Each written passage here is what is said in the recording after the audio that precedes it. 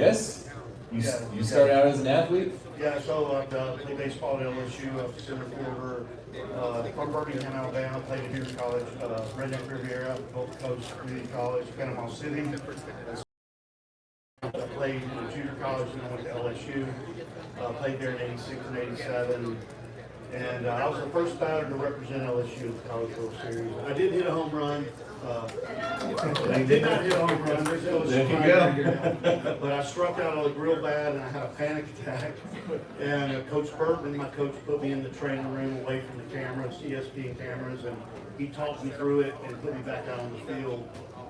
He could have benched me, and I don't think I would have done anything in the movie business if he benched me. So it was a big moment in my life on a big stage, you know. But LSU team pressure helped me in the movie business by being a college baseball player, especially there. Sure. Well, you were in For Love of the Game, which is one of the classic baseball movies of all time. Yeah, I love For Love of the Game with Kevin Costner. I played a New York Yankee, and real quick story, I got that. Augie Brito was the coach of Texas, and he was Kevin Costner's friend, and he was a technical advisor. So he picked up his bat phone, that's what the coach used to call it. And 4 weeks later, I checked in the wall with Astoria, and I was 7 weeks playing Sam Tuttle, and that's where I met Sam Raimi, which got me Spider-Man, and that was not because of some agent man in Hollywood, that was because of my connection to LSU, those relationships, and generosity. I'm emotional now just because, yeah, it's weird to talk about people helping you and how the breaks that I got. And when you look at 8x10s or baseball cards, and there's 20 people here for 150,000. I love sharing the authenticity of the journey.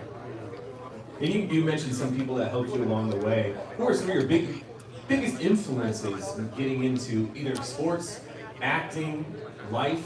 Who were those influences? Who really inspired you, touched your heart? So it goes back to my Little League coaches I had in the Little League. I look at parents getting divorced when I was 9 or 10. I felt all alone, abandoned. I didn't know. It didn't make sense to me at that time. And then I had some great coaches, Little League coaches, like fundamentals, and I had some great teachers. And that really saved me. And because once I got out of high school, my coach, Sammy Dunn, was one of he passed away, rest in peace, Sammy. He passed away, but he stressed fundamentals. So that transitioned really well in the movie business too, because when I walked on a movie set, I was like, what do I need to do to prepare to go on that movie set so I don't feel like I'm playing center field? Hit the ball to me, and I would prepare and prep, do a lot to be preparation. Our boy, yeah. And the longest yard, and that's not baseball, football. How does that translate? You know, how did that translate to working football as opposed to baseball?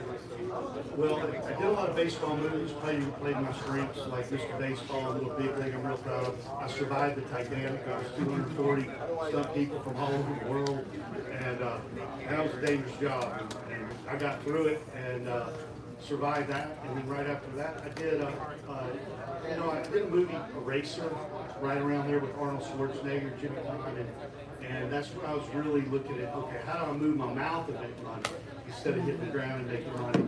And the Waterboy, worked with Adam, I'm 34 at the time. I'm so proud of that job. He's so cool. He's one of the good. He's helped a lot of people in the industry. He's so generous. He's someone you want to love. And I ended up doing like 7 other projects with him afterwards. But Waterboy, you know, when you do something 34 years old, I was in the Bourbon Bowl doing Waterboy. I never imagined signs, and I think the most popular thing he signs is Waterboy stuff. You know? Well, it's a very quotable movie, you know, you hear it all the time, so that's pretty cool. So let's get to the MCU, Marvel Universe. You're the one that killed Uncle Ben, weren't you? You were that guy. Oh no. So for Love of the Game, I met Sam Raimi, and then a year and a half later they did Spider-Man. And Grant Curtis was Sam's assistant at the time. I was at LAX, and I got a phone call, and it was Grant, and he goes, "Hey, Papajohn, me and Sam think you're right for this role. The burglar And Spider-Man, and I wasn't a comic book guy, so I didn't really know. But I went to Sony and read for the part. And then when I got the part, I was on, I never tell the story, but I'm going to tell it today. Rob Schneider, the animal, had another cop I was working with, and I got the phone call and I booked Spider-Man. And the guy goes, what? I just booked the role. He goes, what did you get? I got Spider-Man. He goes, what do you play? I go, the burglar. He goes, God. He goes, you're the reason Spider-Man becomes Spider-Man. And I'm like, really? You know, like, and then they took me to the producer, I know his name, I just went blank on it. He's a big book that told me about my character, hardbound. And they go, you need to take this to Sam Raimi and Tobey Maguire. Finish and get them to sign it. Well, I got a second book, cut to doing the role. I got Sam to sign it and Tobey Maguire, and I got them. I ended up giving the producer a book signed by them also. So that was really cool. I never tell that. A big role, a big movie. Yeah, I felt a lot of pressure. I started diving into comic books and how much people love comic books, and then I felt this responsibility not to screw it up. So I really took on the burglar, the carjacker. It's not about how much dialogue you have, it's the physicality of the character. And you could have picked up that character and have to make choices. You said, oh, I'm going to make him a good fella. Then he shot 100 people. He's a tough guy. I went a totally different direction. I go, man, this guy's vulnerable, down and out. He's never shot a gun before. He can't eat. He has a pawn. Go to the pawn shop to get a gun. And I really worked on my run. And when you're running down the hallway, I don't run like that. I ran like a little less athletic. Really, it was a whole ability of really thanking him. And the first day on the set, I was in front of camera, and we were in the warehouse, and they put a camera on me, and I was nervous, and I go, well, I was taught how to build biographies by great teacher Larry Moss, who's one on me, asked me to help me along the way, building a biography of the character. And I was on the set, well, the carjacker's nervous too, you know, and I was kind of embodied that. I came up on him, Papajohn, I'm so glad you're playing this role, you know. And across the set, so, but then to take on the carjacker and fall out that window, when I fell out the window, I tripped over the pipe. So the Spider-Man's not going to kill me. I trip over the pipe, and I fall out the window backwards. And the first one was great. I do a backflip into some boxes, and you know, you say 15 feet, but if you look down 15 feet from a high board, it's a lot higher than maybe it's 10 to 15 feet. But I had to go out backwards and do a backflip. And the first one was great. You know what I had to do the second one? Cut.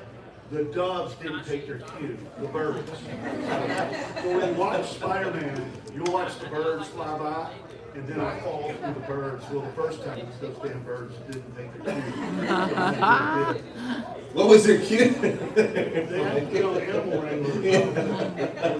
Their cue was, they were off. Yeah, so they brought me back in Spider-Man 3, and they say the Sandman killed Uncle Ben, but I still take credit. I startled the Sandman, and the gun went off, so I still take credit for it. It's you. It was you. Yeah. We all know it. We all know it. Awesome. So, what's more recently? You know, what are we working on more recently here? What movies have you just finished, or you know, what just came out recently? Yeah, I'll talk a little more recently. I want to, even after Spider-Man, I just want to touch on every part from Longest Yard to Born Legacy. I just want to share about monologue. He wanted to know every punch, why we were doing the punch. I have a lot of respect for a lot of people in the industry. Everybody's different. Every A-list person you work with is different on how they handle the prep of doing an action scene. But Born Legacy, Nightcrawler, I'm going to throw a couple movies that a lot of people haven't seen that are really cool to me. Nightcrawler to American Ultra.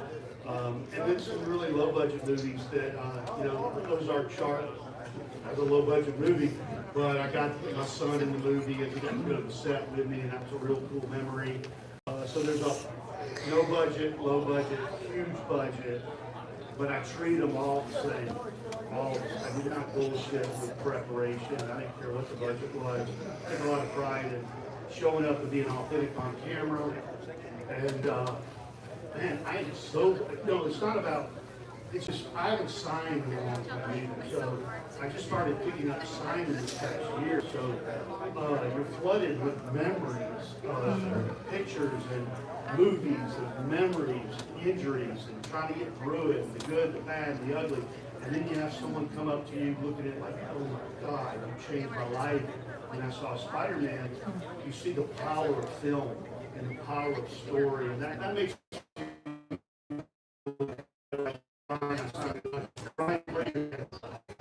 25 years in the military. He came up to my table and bought a carjacker gun. I sell guns, by the way, to kids. And, you know, the way we were talking about Spider-Man and him being a military guy, I have so much respect for the military. American Ultra, I try to do it right. I'm a military guy. I died a ricochet bullet off the frying pan into my heart. That was a good death. But whenever I play a cop or a military guy or a baseball player, I want someone in that field to go, yeah, I'll buy Papajohn in that. So physicality, working with a technical advisor is always important. But I'm 61 now, man. I need to start over. So when you did stunts, right? Did you train for that, or did you kind of, forget the term, fall into it? You know what I'm saying? Like, did you? Yeah, because stunts is hard, you know, like falling out of a 50. I couldn't do that. So how do we train for that? How do you get into that? You know, Trish, right? Trish the stunt woman. She has over 200 credits. She's here. Everybody has a different way of getting in. And mine is different. You could ask 200 stunt people, and they all have a different story. My father was in the business, or I was a great snow skier, and they shot a movie in Mammoth, and they needed a snow skier. Everybody gets it different. I didn't care about the movie business.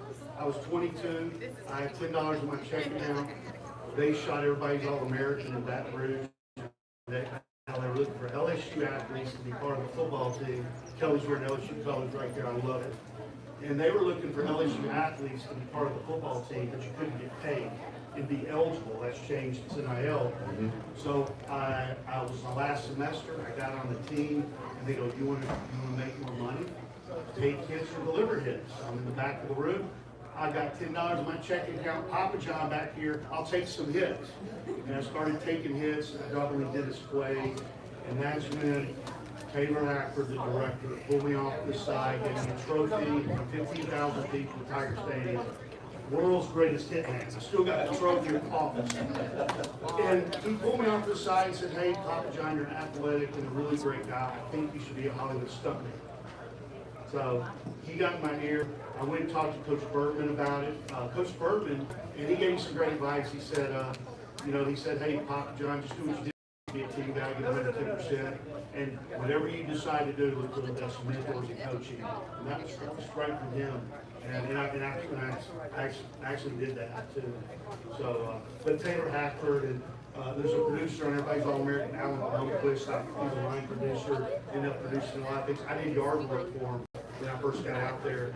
And Alan came up to me and goes, "Papajohn, you should do extra work." I called him up, "I need to make some money now." He goes, "Well, come cut my yard, landscape," okay? So I'm cutting his yard, and he comes up to me and goes, "Papajohn, you need to do extra work. You need to get a Bob Teitelbaum and LA casting, and you need to do background work, and you can make some money." Less than 6 months later, now if you get in the water, that's cold ass water. They pay you an extra $20. So I'm like, now I'm at an $80 rate. With overtime, I'm making $120. Around pretty ladies, you know. That's Baywatch. That jump to moonlighting. I got to be Bruce Willis's photo double on moonlighting. That's not the stunt double, photo double, where you wear their clothes. They film parts of your shoulder. They film your hands, body parts, pieces. But sometimes Bruce, when he finished his scene, his close-ups, he'd leave. That left me with Sybil Shepherd running lines. I go, "Oh shit, I'm running lines with Sybil Shepherd," and I just left LSU a year ago, and I'm on the 20th Century Fox lot. But I got close to camera. I got close to the director. I noticed in photo double, making $80 and then making it overtime and whatever. So I'm gonna let you ask the question. No, you're good. No. This is your floor, man. This is all about you. So. So what advice would you give? I mean, you talk about finding a good mentors, you know, getting in the game however you can. What advice would you give to someone that wants to break into the industry, become an actor, become, you know, part of a film crew, anything? Here in Texas, you know, we're not in LA, we're not New York. Yeah. Austin's building its, you know, film. Yeah, it's great. Austin's got some great energy, like Austin right there. He's a director and producer. Austin's a young guy, but he's smart. He came up to my table. I was able to get in his wallet and sell him something. You know, so I kind of carjacked him. I got some money off of him, but we started talking. It's funny, I got some money off of him. I kind of keep that whole carjacking thing. Ask me if I want to be in the movie business. You know, there's different ways. You do extra work on the set, but production, being a PA, being a production assistant, and feeling the set, and knowing the different departments, and finding out what really you want to do.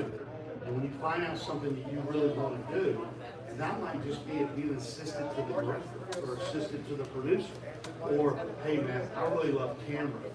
What's the DP? What's the director of photography? What's he all about? And then finding some kind of where you can shadow someone. Tell people this is what you'd like to do. Do they have any advice? And I'm big on looking for the best mentors and coaches and go after them, find out who they are. And a lot of things with being online now, you can really get to some great teachers, coaches, people in the industry offering your services. I just want to be around the set. And a lot of people don't ask for things. And I just, Larry Bonds, get so good at something they can't say no. Sure. You know, if you guys have any questions, I'm sure you do. Let us know. We can. I know we're on 45 minutes. Yeah, I want to get to. No, I know. But I talk fast because I'm excited. I feel like I got a lot of information to talk about. But like I'll finish this interview and I'll feel so good that I talked about Bruce Willis. I talked about Baywatch.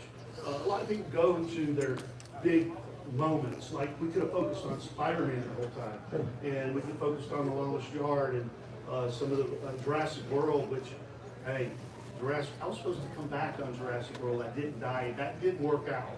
Okay, but I did American Ultra at the same time, and I was able to. I brought up those moves trying to work through scheduling, and you see how people bend over backwards to make it work. And So, what other questions you got? Oh man, I got so many. There's so many.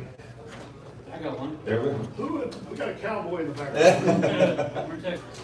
You ever think about what your life would have been if you had signed with the Rangers? I know Texas Ranger. Repeat that one more time. You ever think about what your life would have been like if you signed with the Texas Rangers? So I got drafted by the Texas Rangers in junior college. My arm was kind of hurt at the time, and I was a real good defensive player. They didn't really offer me the money that I decided to go to LSU, which was a great thing. But regrets, because I always I let the chips fall where they're going to the Orioles, and then that didn't. I got into camp. It didn't. I got released by the end of the spring training thing, but I got in. But that's when I had Taylor Hackford to go to and make that phone call to Taylor. So I knew if baseball wasn't going to work out, my second option was the movie business. It's pretty cool, right? And so I don't have any great coaches, but whatever I did, I always gave 110%. Like even on a movie set, you train, you give 110%. I say a little prayer in the trailer before I go out, say a little prayer afterwards. And some days they went great, some days don't go so great. And being critical on yourself, being hard on yourself, and I try to release that and just do the best I can. And I'm real clear on, I'm just going to let the chips fall in where they're going to fall. I'm always just going to do my best. And I keep going back to training and preparation and doing whatever you need to do to be as confident as you can when you walk on that set. And breathing and feeling your feet on the ground are the first thing. Like maybe I should slow down a little bit and start breathing. I'm having really fun. I'm having Good. Here's some, basically, you talked about a lot of people that you work with, throughout. Who is someone that you haven't worked with that you would love to work with? I'm sure there's a lot, but, Billy Bob Ford. Okay. I love Billy Bob. Robert Duvall passed on. He's one of my favorite actors. And Robert Duvall, I used to watch how actors die in movies. I studied with an acting coach. I love Tim Phillips also, and he used to be Robert Duvall's private coach. And Tim taught me so much about auditioning and I mentioned Larry Moss, and then I was in class with Roy Runyon early on. I keep thinking about my teacher. I remember the guy, there was it's just like you're just being Bruce. And Bruce would do it because you know how hard I work to make it look like I'm just being Bruce. So you asked me about actors that I love to work with, of course, Billy Bob. I wanted to share, Billy Bob did Sling Blade. He wrote a one-man show, and I had a one-man show about something that happened to me on Titanic that I'm going to pick back up. But I had a one-on-one with Billy Bob. I was on the set with him, and I was at Whole Foods the first time I saw him, and there was a guy bending down getting ice cream in Brentwood, California, and all I saw was a crack of his butt. His jeans were low, and I said, "Damn, that's the crack of his butt." I felt like it was a 7-Eleven. I was in Alabama, and it was Billy Bob Thornton. He stood up, and I think he had Angelique's blood on his throat or whatever. But it was a weird time for him. I'm not judging anybody. I don't know. I'm not going to get into all that. But I saw him there, but I worked with Billy Bob, and I went up to him and said, I'm working on this one-man show. And because he did Sling Blade, one-man show, and that turned into a movie. And he's always been a real inspiration for me. So he really, Arnold and Cameron Diaz is great. And, you're exploded with memories. And there's some people that, English people that I don't really care for, but I'm not going to name names. But everybody's different. Everybody's different. On how they handle their work. I have two questions for you. One is, are you working on anything currently? And then also, if you could go back to your younger self before you got started in the movie business and stunt work and all that, is there any advice that you tell your younger self knowing what you're doing? Let's go with the younger self. I would learn to not be so hard on myself, and I would have thinking about my younger self, building a team or support around you, and not being hard on yourself and have support of people. I would have looked a little more about that. And I've always felt a lot of love from my family and friends, but there's something about this hero or zero. My acting coach gave me that note early on. Hero or zero? You're either hero or zero, one or the other. And that was a good question. And what I'm working on now is I'm doing a documentary called The Hollywood Hitman. So I appreciate if you guys follow The Hollywood Hitman on Instagram. And it's the most important thing I've ever done. It's a story LSU athlete, action actor. I've had some concussions in the movie business. And it's a brain health story. It's going to help a lot of people. I've been on this journey of brain health. And I've gotten so much better, and I work with some great doctors, and I'm watching this story unfold that I'm really, really excited about to tell that story. Yeah, a lot of people, you hear about athletes nowadays too. It wasn't such a big thing 10, 20 years ago, but now it's really it's hitting the mainstream. Everybody's talking about it, concussions, and especially football players and stuff like that. So. Yeah, but it's John Luce from the hello. Hey, oh, wow. Was my microphone off the whole time? Were you here? Everybody could hear me? You're going to turn the microphone? You want the microphone on or off? Let it. Oh, we need it on for the recording. Oh, is it better to have the mic, you have recording? Oh. Yeah, we were getting a level, but it's better now. Yeah. Okay, Tim, good. What was I talking about the documentary? Oh, brain health. It's not about football players, and it's just not about people in the stunt community, which I believe there's a major concussion issue in the stunt community. No one talks about it. When you talk about it, you're not going to get hired. So there's a 10-year-old could be riding a bike and hit a tree. And then they have one so-called concussion. They're misdiagnosed. They can't sleep. They have anxiety. They're handed a lot of pills. They're struggling in school. So brain health becomes mental. So, and every brain is different. And I did a lot of football hits, 22 to 37 years old. Nobody took more football hits than me. I was a Hollywood Hitman. That's the name of the documentary. But I got in a fight scene on a set, and it was a bad situation. I got injured.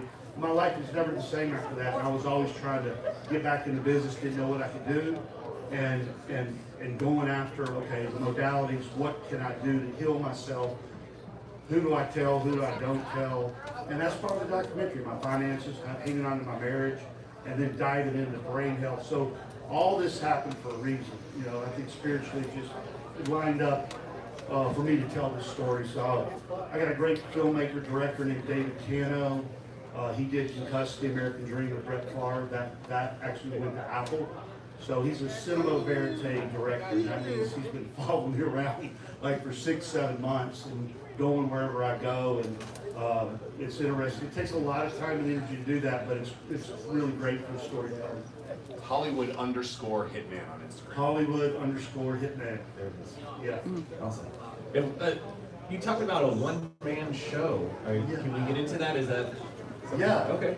We can touch on it a little bit. It's something that I just go, there's something calling me to pick it back up. And I'm reinventing myself right now. I speak, train, and coach. I do motivational type speaking. I'm a trained actor, so getting up on stage and writing your own material and diving into it. And it's just something that happened to me on Titanic, the biggest movie ever. And I was unconscious at the time. And it was, I don't want to get into details of what happened to me that night. And it was life-changing. And it was around the stunt community, and I want to recreate being on that movie set and the beginning, middle, and end. And that happened to me for a reason. And I had a calling to always do it, but now I'm picking it back up. And I would go through a rehearsal process and shop it, and then eventually, once you get a one-man show, you can do that show for the next 10 years. You know, so. It's something that I feel in my heart, and I know we're going to talk that much about it, but it's exciting. I have something creative that I want to dive into, and I really stress, I know we have some people that are artists here, that you keep great people around you, because you're going to get beat up. Like, oh, you can't do that. You can't make money in the movie business. Oh, you can't do theater. Oh, you're not going to get on this movie set. Well, yes, you can, and you're going to just get people, supportive people, and you're going to work really hard. And I pull for people to be in the movie business. I believe there need to be more great people in the movie business. So because you have a story to tell, being authentic, telling cutting edge stories, and now in this there's a lot of movies out there making no one's watching. And in the independent route, what you can do with an iPhone and be creative. Like Larry Moss used to say, don't wait for your agent and manager to call you. Be proactive, be creative, go do things, film short films. Show Sam Raimi on a movie for him. He already mentioned to me, hey, I'm doing a lower budget movie in Austin, would you be in it? Yeah, I'm interested in it. I just see what the party is. And you ask me what I've been doing the last 18 months, I played 3 sheriffs, 2 horror flicks, a sheriff, and then I was in Off the Grid with Josh Duhamel. I played the sheriff. My stunt coordinator and director buddy, I didn't have to read for the part, but he wanted me to wear a fat belly, you know. And then, yeah, fat suit. So I wore a little fat suit for that. So that's, but we're on time. How much time we have left? We got a few minutes. Got about 8 minutes. Oh, okay, good. One more question I wanted to ask you is, what's your favorite type of genre of film to do? You know, you've done sports, you've done horror, you've done action, you've done superhero. What's your favorite? I'm not big. I like action to be authentic, you know, and these fights way too long. It seems like, I mean, I'm not calling out the stuff. I'm just saying, you're telling me what I like. I like a good bar fight that looks real, you know, and there's a lot of stuff that doesn't. It's just they're trying to one-up one another with more action, and you know, you're not gonna. It's just I'm seeing fight scenes and things happen. They just don't feel authentic to me. But I like. I go back to. I've just been watching a lot of old movies lately. Now I go back to watch the Goodfellas and River Runs Through It, and I'm just naming a few of those films. Hey, I like Spider-Man 1, 2, and 3. I mean, I know I'm in them, but they re-released those in the theater in the fall. They made like $4 or $5 million. But I went back to the theater and watched that movie. I missed number 1, but I watched 2, and I'm like, oh man. But I thought it had too many bad guys in it.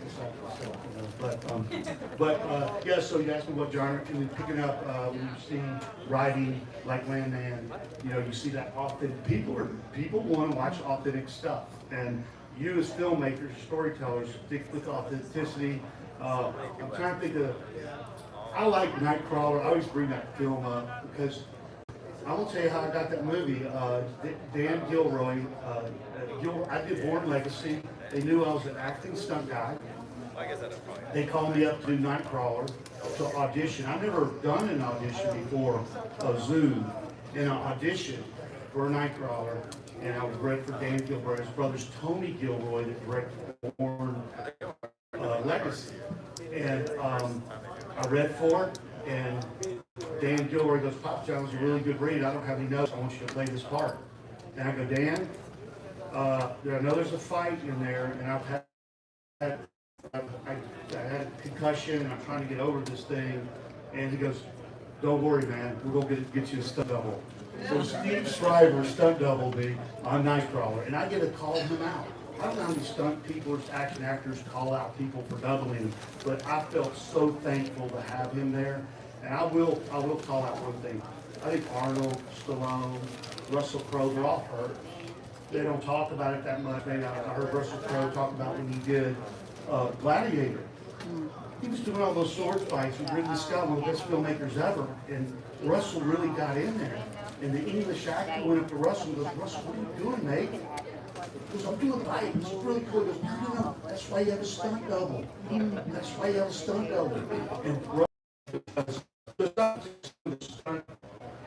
there's a lot of that things go away. This is my opinion.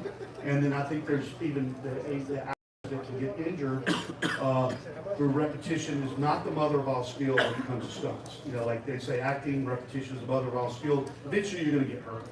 And I was always looking a way to get out, to act more and do more dialogue, and always looking for my stuff double. You know, so but I respect the movie business. I respect action acting, and I respect safety and preparation and people handling pressure. And there's stunt coordinators. I've never said this in an interview about it. There's stunt coordinators that are looking to watch over you, protect you, and there's stunt coordinators that are looking to please the producer. And there's the good, the bad, and the ugly. And I've seen it all. So, and I don't think you've ever heard anybody say that in the stuff. I mean, you hear say, man, this guy, he was an ass. All right, we only have a few minutes left. So we talked about the Hollywood _ Hitman. Yeah. Where else can we follow you? You know, how can we keep track of what you're doing? You know. Yeah, you can go to Michael Papajohn Instagram account. I'm trying to get a little more active on social media, but I just see myself producing one above the line, doing more documentaries. David Cano's a great unvetted style documentaries, storytelling, and then picking, you know, on the side, speaking my one-man show back up, doing some speaking, training, coaching. So, and I can adjust speeches if I talk to people. It could be anybody from a small business. I talk about the movies a lot. I talk about some of the dialogue. I'm real engaged. I engage the people that I'm talking to and try to make it inspirational and add movies and up, downs, and all around things I went to and how to share with them how it could help them in their life. So that's from some troubled teens, 16 to 18, one in Nevada. That's a military type program. So we're working on that now. I'm doing in May. And I work with the LSU athletes to help them be more authentic on camera, to help them with NIL authenticity. I go back to this NIL thing's huge, but being authentic is huge. Just being able to shake hands, look someone in the eye, and tell them about yourself. I believe, it's my opinion again, people have their phone and their face in their phone so much. They're connected to the phone and they don't know how to connect with people and shake their hand and talk to them. And it's just another point of being more personable and also being able to ask for things and also being able to, ask for things and tell people about yourself, what you love. Like Austin told me he directs and he produced. I'll bring his name up again, but he didn't have to tell me that. He could have just got a Spider-Man photo. I got in his wallet, I carjacked him, he could have been gone. But now I see him as a filmmaker. I look at him as a storyteller. You know, so. My kids over there, look at in his phone. No, it's okay. You're still here. And you're gonna head back to the table. a little bit here after this, and so Yeah. if you guys want to go and see him, say hi. I want, yeah, you guys, I'll be hanging out about 30 more minutes, I'll answer any questions after, I won't be rushed, but, I want to, we'll shout out to Bo, for the event, I got the VIP treat. Sorry. Been treated really well here, and be able to meet people, everybody was real friendly, so, a lot of fun, it's fun to see families. You know, like father, son, families come together. It's a great bonding opportunity for people, families to be together. And I really get a lot of, it makes you feel good to sign a photo or meet people where they're showing their family a great time. And something about movies that are so memorable that you know where you were at certain times, and you get a little trinket or a picture or something that means a lot to you. Thank you very much. Let's give a big round of applause for Michael Papajohn. Love having you here. I lost my hair. How did you lose your hair? Yeah. What'd you say? How did you lose your hair? I was worrying too much. What kid is that? As cute as that. Lose your hair. I shaved it. I decided to go bald. My wife thought it'd be better, more macho. Awesome, sir. Thank you so much.